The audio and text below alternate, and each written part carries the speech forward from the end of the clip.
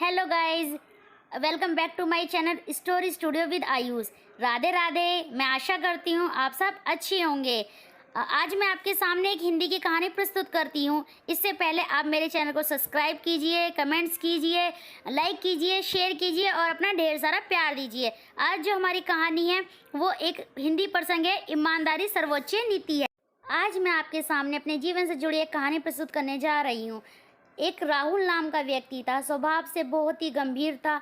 उसकी पढ़ाई पूरी हो चुकी थी लेकिन उसे कोई नौकरी नहीं मिल रही थी। दिन रात वह काम की तलाश में भटकता रहता था। राहुल एक ईमानदार मनुष्य भी था, इसलिए भी उसे काम मिलने में बड़ी मुश्किल आ रही थी। दिन इतने ख़राब हो चुके थे कि उसे एक मजदूरी तक भी करनी पड़ी। रोजी रोटी के लिए उसके पास अब कोई विकल्प नहीं था। राहुल एक पढ़ा लिखा व्यक्ति था जो उसके व्यवहार से साफ जाहिर होता था। एक दिन एक सेठ के घर राहुल मजदूरी के लिए पहुंचा। सेठ का ध्यान राहुल के ऊपर ही रहता था। सेठ को समझ में आ रहा था कि राहुल एक ही समझदार लड़का है, लेकिन परिस्थितिवश उसे ऐसी मजदूरी का काम करना पड़ रहा है। सेठ को अपने एक विशेष काम के लिए एक ऐसे ईमानदार व्यक्ति की ज़रूरत थी। उसने राहुल की परीक्षा लेने की सोची। उसने एक दिन राहुल को अपने पास बुलाया और उसे 50,000 रुपये दिए, जिसमें 100 के नोट थे, और कहा, भाई तुम एक ईमानदार व्यक्ति लगते हो, ये पैसे मेरे एक व्यापारी को दे आओ। राहुल ने ईमानदारी से पैसे पहुंचा दिए। व्यापारी ने राहुल को फिर से पैसे दिए। इस बार उसने राहुल को बिना गिने पैसे दिए, खुद ही गिन लो।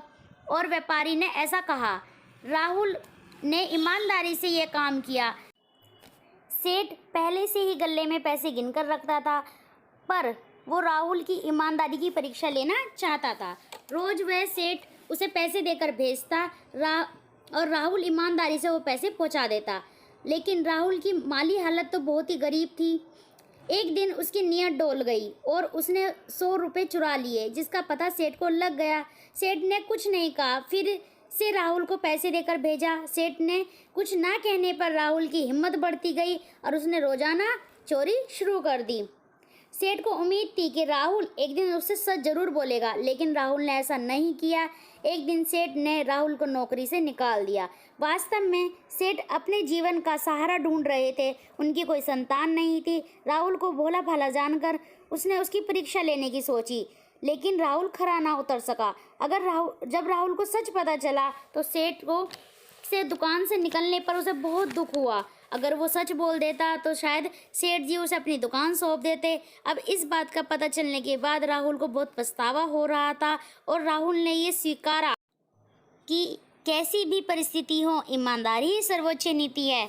दोस्तों, कैसा भी मुकाम आए जीवन में व्यक्ति के, लेकिन ईमानदारी का साथ कभी नहीं छोड़ना चाहिए। ईमानदारी जीवन की वो कमाई है जो मुश्किल तो है, लेकिन उसका अंत बहुत ही सुखदायक होता है। इसीलिए दोस्तों, कभी भी हमें लालच नहीं करना चाहिए और हमेशा ईमानदारी की राह पर चलना चाहिए।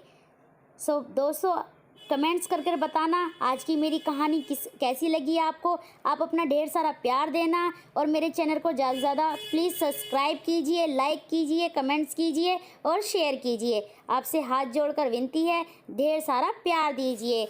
नमस्कार दोस्तों, राधे राधे।